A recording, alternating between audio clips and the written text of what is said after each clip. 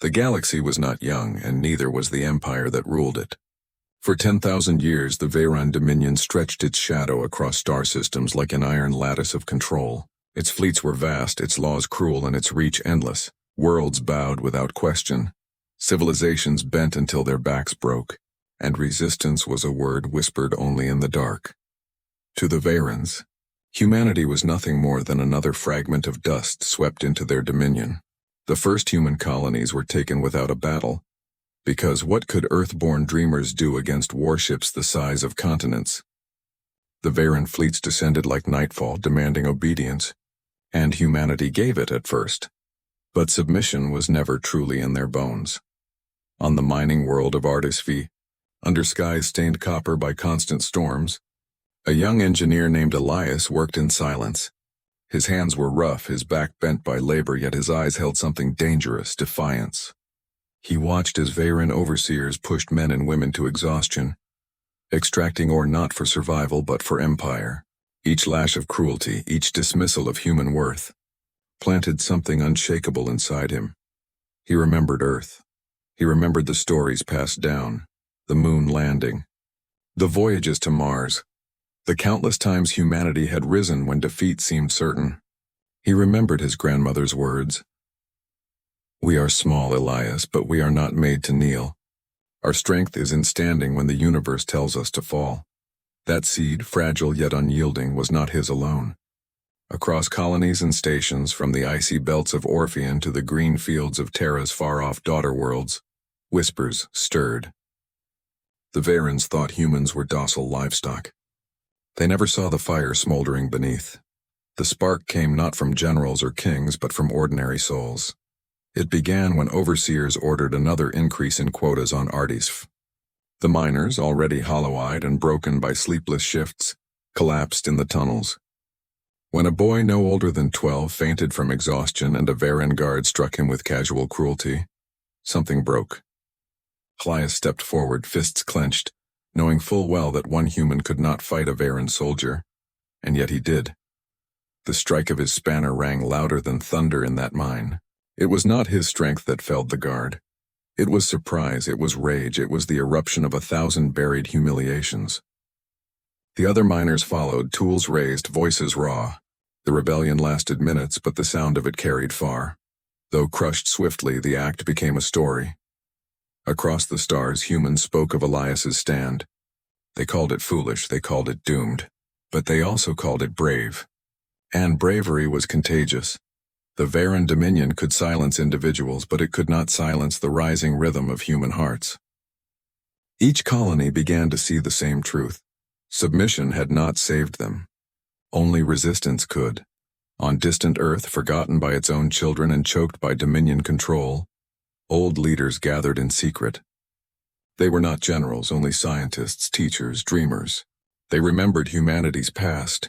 The wars survived, the plagues endured, the oceans crossed in fragile ships. They knew the Veyrons did not understand humanity's greatest weapon. It was not technology. It was not numbers. It was will. The Dominion had never faced a species like this. They ruled countless worlds, but those worlds had been conquered because their spirits had bent. Humanity, however, was different. Each loss fueled anger. Each cruelty sharpened resolve. The first fleets humans built were pitiful, scavenged from wreckage and hidden workshops. Their weapons were crude, their armor thin. Yet when the first human ship named Iron Will roared into battle, it did not retreat. It fought until its hull cracked open and its crew gave their last breaths in fire. The Veyrons laughed at such desperation. They did not understand, they would learn. For in every heart, from the miners of HFY to the children of Earth, the same vow was forming. Humanity would not bow forever. And when humanity rises, history itself changes. The first spark had been lit. The fire was coming. The Veyron Dominion did not fear small rebellions. They had seen them countless times before. Weak sparks of defiance crushed under the boot of their fleets. But humanity's defiance was unlike the others. It did not fade. It spread. The story of Elias and the miners of HFY traveled in whispers faster than any starship. It moved along trade routes hidden in coded songs carved into the walls of prison cells. To the Vayrans, it was nothing. To humanity, it was everything. On the ocean world of Solara, fishermen refused to deliver their catch to Veyran soldiers, sinking their boats rather than surrendering their livelihood. On the frozen colonies of Kyle, workers sabotaged the Dominion's refineries, choosing starvation over servitude. Each act of rebellion was small, but together they began to form a chain. The Dominion responded with predictable cruelty. Fleets descended, punishments were delivered, and entire towns were erased from maps. But for every village burned, 3 more whispered the same words. We are not made to kneel. Humanity's resistance was not led by one flag or one leader. It was led by 1,000 hearts beating in unison. Yet slowly a shape began to form. On Earth, deep beneath the ruins of old cities where Veyran eyes seldom wandered, a council gathered. Elias, rescued from Artis IV by sympathizers, was among them. Though scarred and weary, he became a symbol, living proof that ordinary men could defy giants. Around the council table sat people who had once been strangers. Mara, a pilot who had stolen a Dominion scout ship.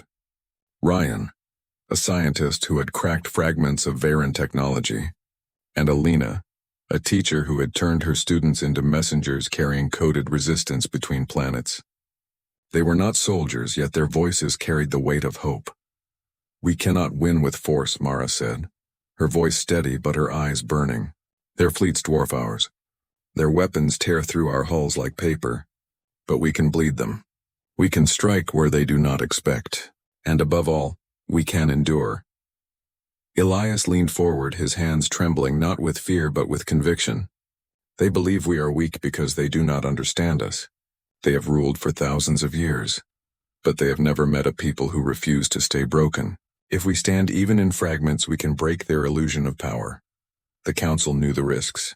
For every step forward, the Dominion would strike tenfold. But humanity had no other path. They chose defiance not because they were sure of victory, but because living without dignity was no life at all. And so the fire spread with greater force. Ships were built in secret shipyards carved into asteroids. Weapons were fashioned from mining drills and refitted plasma tools. Families risked everything to smuggle supplies, hiding crates beneath children's beds and in the hulls of farming transports. When the Dominion fleets came, expecting silence, they met resistance. Small, desperate, but unyielding, a single human frigate ambushed a convoy of Veyran transports, sacrificing itself but crippling vital supply lines. On Solara, fishermen armed their harpoons with explosives, sinking a patrol vessel in their shallow seas. The Veyrans did not understand.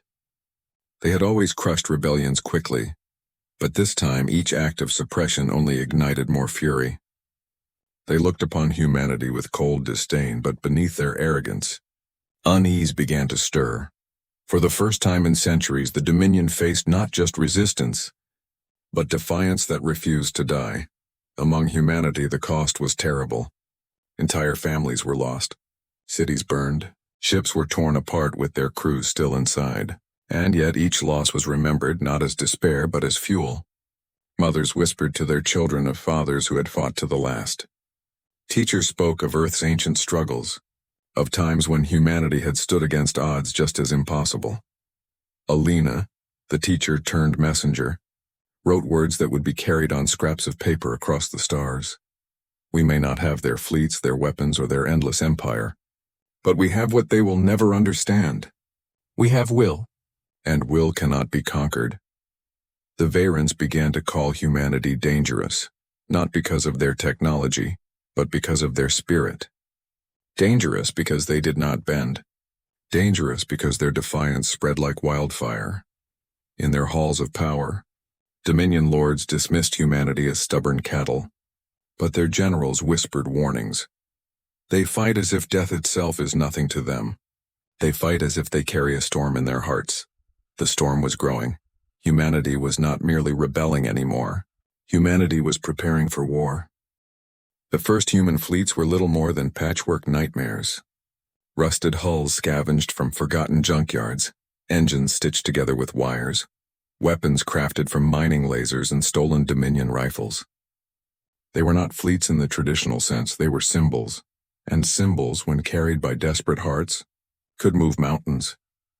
The shipyards in the hollowed asteroids of the Lauren Belt buzzed with secret labor. Men and women who had once been miners, farmers, and traders now hammered steel and welded beams. Sparks rained in darkness, and every blow carried meaning. They were not building machines alone, they were building freedom.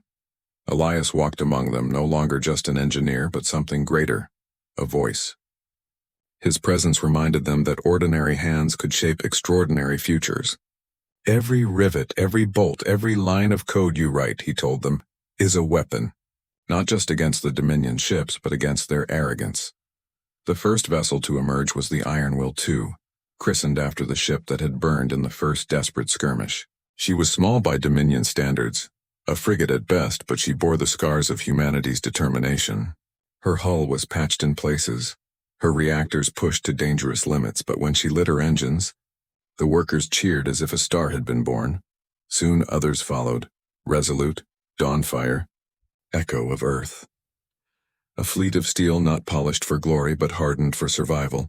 Mara, the stolen ship pilot, became their commander. Her voice was sharp, her decisions swift, and her eyes carried a fire no Dominion officer had ever known. She drilled her ragtag crews with relentless precision, forging discipline from chaos. You may not have trained in academies, she told them, but you will fight with something they cannot teach: hunger. The hunger to be free. Their first real test came at the edges of the Orphean Belt. A Dominion patrol fleet, sleek and armored, arrived to crush rumors of resistance. 3 massive cruisers and a swarm of escorts stood against humanity's handful of fragile ships. By every calculation, it should have been a massacre, but humans did not fight by the Dominion's rules. Mara ordered silence in the void. Engines were cut. Ships drifted like debris cloaked in the shadow of asteroids. The Dominion cruisers advanced confidently, scanning lazily, expecting no real opposition. That was when Elias, stationed aboard Resolute, gave the signal. The asteroids erupted. Human ships burst from cover, their weapons blazing. Mining lasers, refitted plasma drills, and even jury-rigged railguns spat fire. One Dominion escort vanished in the first volley, its hull splitting apart. Shock rippled through the cruisers, but still they pressed forward, expecting their superior firepower to end the battle swiftly. They were wrong. The humans did not fight to preserve their ships. They fought to bleed the enemy. Dawnfire rammed an escort head-on, detonating both ships in a blaze that shook the stars. Echo of Earth danced between enemy fire, tearing open another cruiser's engines before being sliced apart. Each sacrifice left scars across the Dominion fleet. At the center, Iron Will II faced the last cruiser.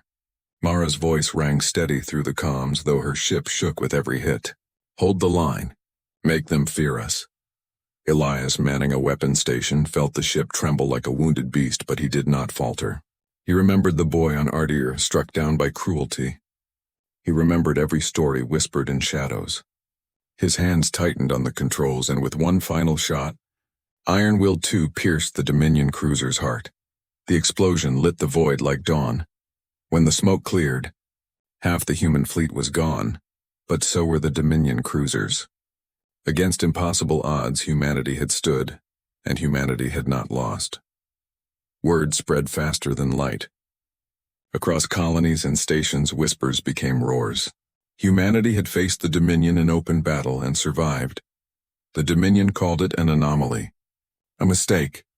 They said humanity's luck would run out, but among their generals, unease deepened. These humans did not fight like others. They fought as though defeat was fuel, as though loss itself sharpened them. In hidden bunkers, Elias and Mara stood before the surviving crews. Their faces were weary, their uniforms scorched, but their voices carried the weight of victory. This is only the beginning, Mara declared, and in that moment, humanity's Iron Fleet was no longer just a collection of ships, it was a promise. The Dominion could no longer dismiss humanity as a nuisance. The destruction of 3 cruisers at Orpheon rattled the halls of their empire like thunder in a cathedral. For centuries they had been unchallenged. Their fleets crushed entire species before breakfast. Their armies reduced planets to ash without hesitation. And yet, One insignificant species, barely a century into the stars, had bloodied them. The High Council of Vera met in their crystalline chamber, its walls alive with shifting light. Lords draped in silken armor hissed in disapproval, their voices a chorus of arrogance and unease. "They are vermin," one lord spat. "We should scour their worlds until nothing remains but ash." Another, older and wiser, leaned forward. His voice was calm, but his eyes sharp. "Vermin do not bleed us like this. They fight with a fire I have not seen in 1,000 years. If we underestimate them again, we risk more than humiliation." The council resolved upon one decision. Humanity would be crushed, utterly and without mercy. And so the Dominion prepared its hammer. From the vast shipyards of Vera itself, a fleet was forged unlike any humanity had yet faced. Dozens of cruisers, carriers, and war beasts, ships so massive they carried entire ecosystems within their hulls, were sent.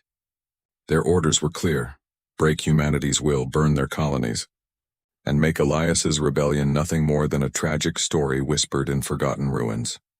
The first blow fell on Kyle, the frozen world whose workers had sabotaged Dominion refineries.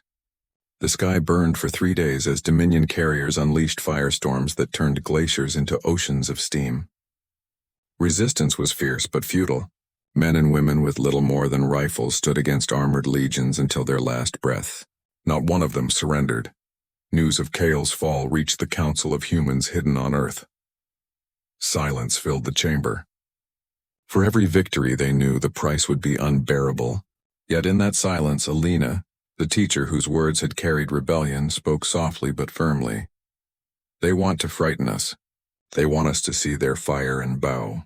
But if we let their cruelty silence us, then Kale's sacrifice means nothing. We must make their death speak louder than the Dominion's fire." And so, humanity prepared to answer, not with equal power, but with equal will. Mara gathered the surviving fleet in the shadow of a red dwarf star. The Iron Will too bore scars from Orpheon, patched with raw steel and determination. The crews were weary, faces hollowed by sleepless nights, yet their eyes blazed with something the Dominion could not extinguish. "They will come with everything," Mara told them. "They will try to break us, not with one battle, but with a storm. And maybe we cannot stop them. But we can show them what it means to fight humans. We can make every inch of their victory so costly they will choke on it." Elias stood at her side, his voice quieter but no less fierce. "Every life they take will fuel us. Every world they burn will remind us that freedom is worth more than survival. We may be small, but we will not vanish quietly." The Dominion fleet struck next at Solara, the ocean world of fishermen who had sunk a patrol vessel with harpoons. This time the Iron Fleet was waiting. The battle was chaos. Human ships darted like wolves among titans, slipping through the gaps of Dominion formations, striking supply vessels and retreating before the cruisers could turn. Mara's tactics were not of grand fleets but of predators. Hit, vanish, strike again. For every human ship lost, a Dominion vessel bled. On the surface, fishermen and farmers rose with whatever they had: explosive nets, stolen rifles, sharpened spears.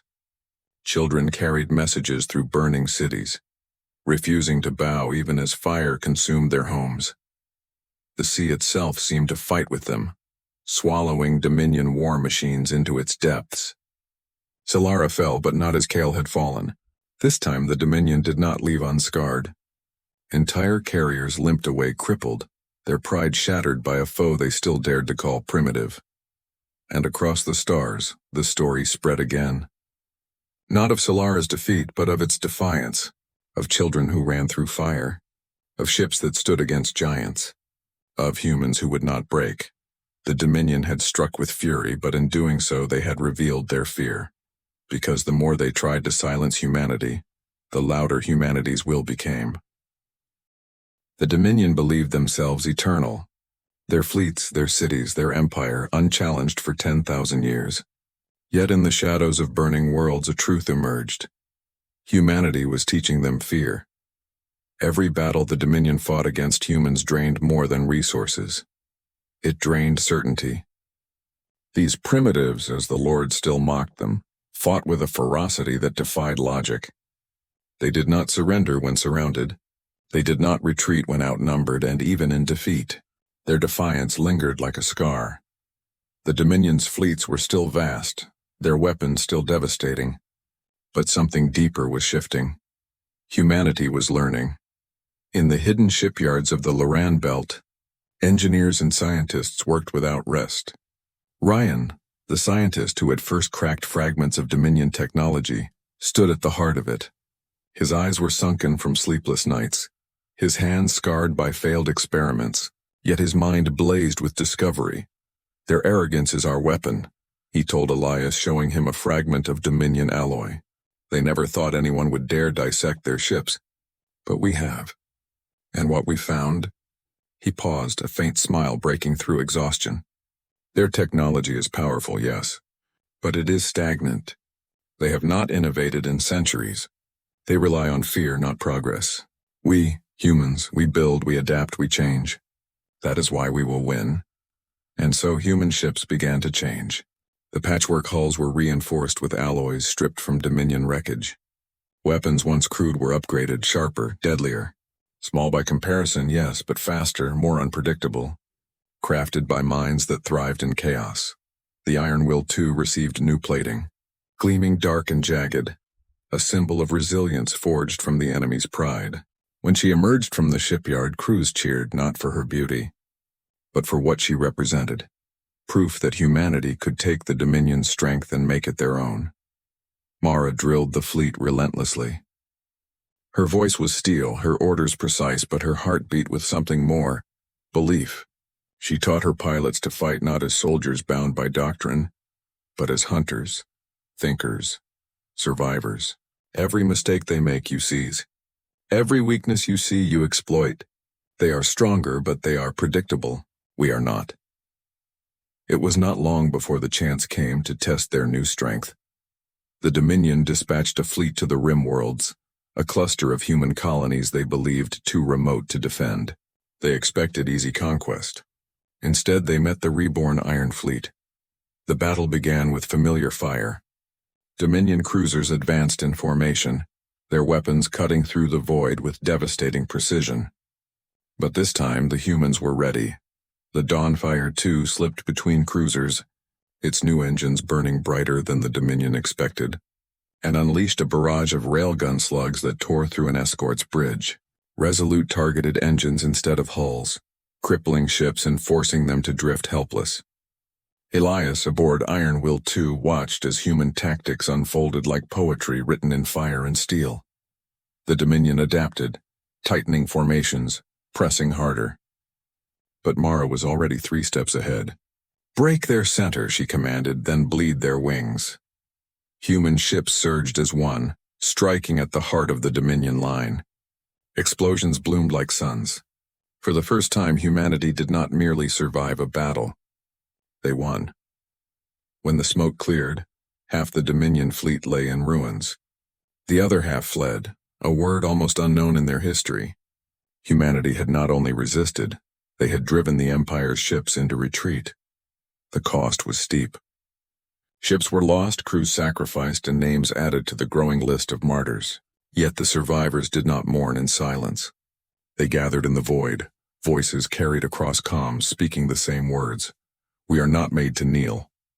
The victory echoed across human worlds like thunder. Children painted ships on walls, calling them heroes. Farmers whispered of Mara's brilliance, of Elias's courage, of Ryan's genius. For the first time, hope did not feel like a fragile spark. It felt like a flame, and in the Dominion's crystal chambers, silence reigned. Their fleets had fled. Their ships had burned. Their illusion of invincibility had cracked.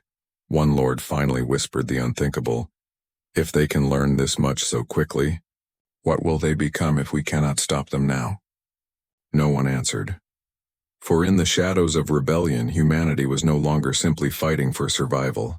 Humanity was becoming something unstoppable. The Dominion had been humiliated. Their fleets, once symbols of unbreakable power, had bled before the smallest of foes. Their pride, centuries in the making, was now wounded, and wounded pride is dangerous. The High Council of Vera abandoned half measures. They summoned the Ebon Legion, an armada whispered of even among Dominion worlds with dread. Ships so vast their shadows eclipsed moons.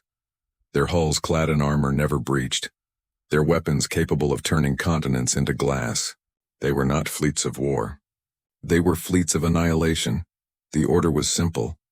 End humanity. No survivors, no whispers, no sparks left to ignite. And so, the sky itself darkened. The first strike fell upon the Loran Belt, where humanity had hidden its shipyards. The Dominion did not arrive in squadrons, but in legions. Carriers the size of mountains opened like jaws, unleashing swarms of war drones. Plasma beams wider than rivers carved asteroids into dust. Entire shipyards vanished in seconds. Elias watched from the bridge of Iron Will 2 as the horizon lit with fire. The shipyards he had walked, the hands that had built their fragile fleet, all gone in a moment. His chest ached as though the void itself had reached inside him. "Fall back," Mara commanded, her voice tight but unbroken. "We cannot save the belt. We will not throw lives into fire for nothing. Pull them out, live to fight again." But as the fleet retreated, fragments of messages crackled over the comms. Workers who could not flee. Families who refused to run. Their voices were steady even as fire consumed them.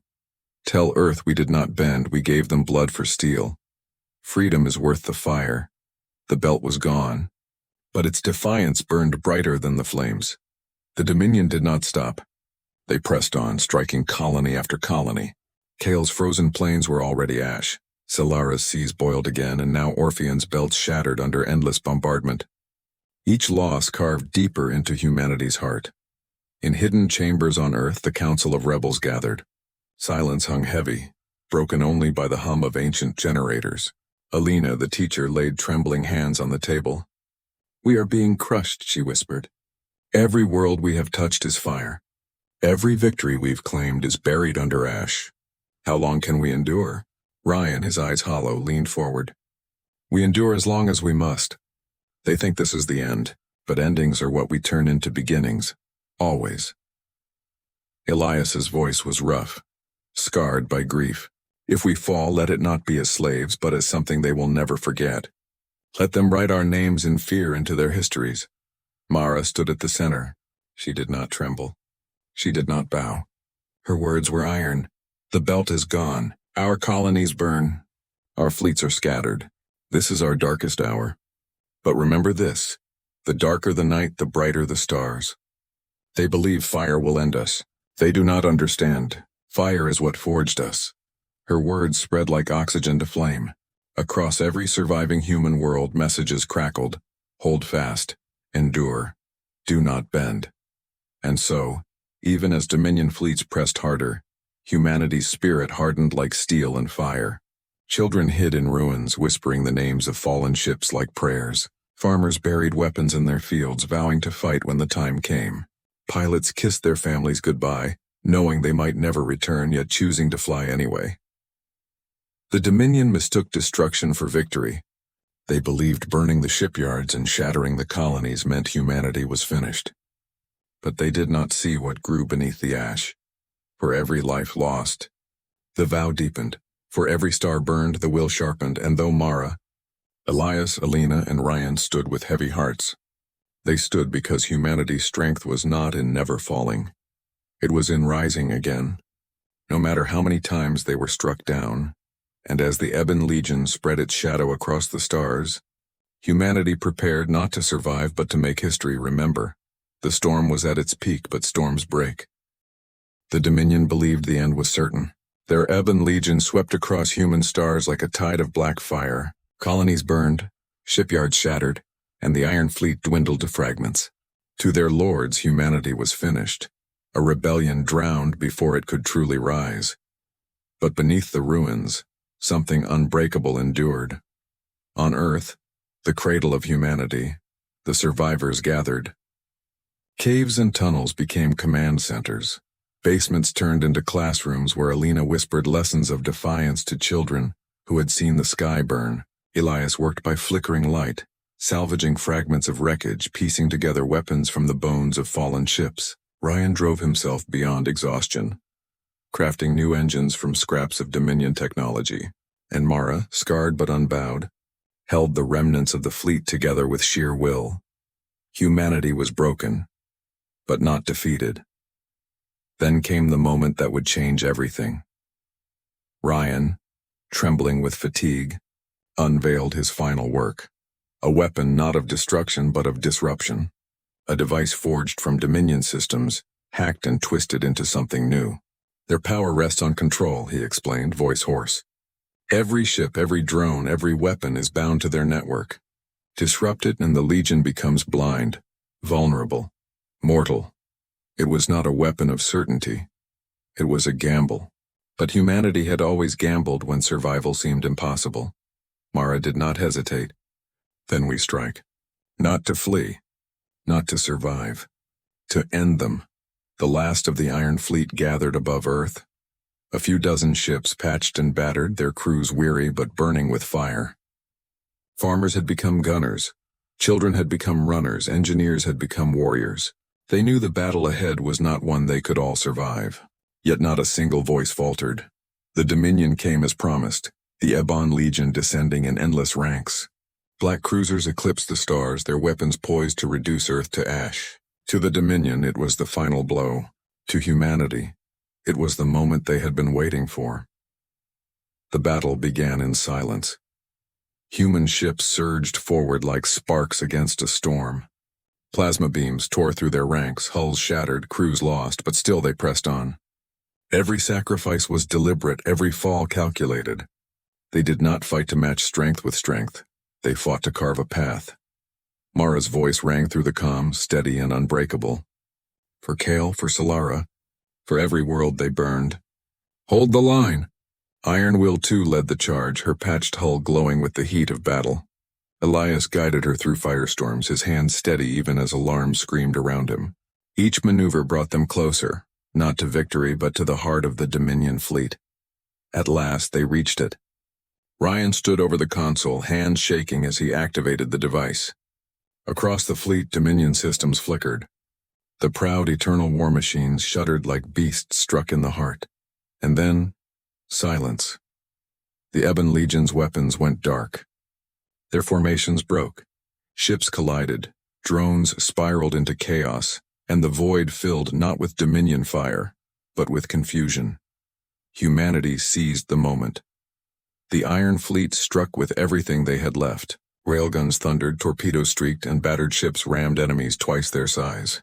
Every explosion tore a hole not only in the Dominion's fleet, but in their illusion of immortality. The void became a storm of fire. Dominion Titans fell one by one, burning like suns as their cores detonated. Humanity paid dearly. Ships vanished, crews gave their last breaths, but the tide had turned. At the center of the chaos, Iron Will 2 bore down on the Dominion flagship, a vessel larger than cities. Elias locked eyes with Mara across the bridge. No words were needed. They had always known this fight might cost everything. Together they drove the ship forward. Engines screamed, hull tearing apart, but still they pushed. The Dominion flagship loomed, weapons powerless, helpless before the will of a people who refused to kneel. Iron Will 2 rammed its heart. The explosion split the sky. A shockwave rippled through the fleet, and when the light faded, the Dominion's flagship was gone. Silence fell. The Ebon Legion, broken and leaderless, scattered. Humanity had not only survived, they had shattered the unshakable. Across the galaxy, whispers became truth. The Dominion had fallen to the one species they had dismissed as weak. Worlds long enslaved lifted their heads, chains rusted and broke. The empire that had ruled for 10,000 years was crumbling, and at the center of its fall stood humanity. In the aftermath, survivors gathered on Earth. Alina spoke to the children, her voice soft but steady. Remember this. They had fleets. They had fire. They had 10,000 years. And we had will. Will is greater than fear. Will is what built us. Will is what saved us. Elias stood among the ashes of the fleet, his heart heavy with the names of the fallen. Yet when he looked up at the stars, he did not see only loss. He saw a future, one forged in fire, one bought with sacrifice, one unshakable. Mara, scarred but alive, placed her hand on his shoulder. "We are free," she whispered.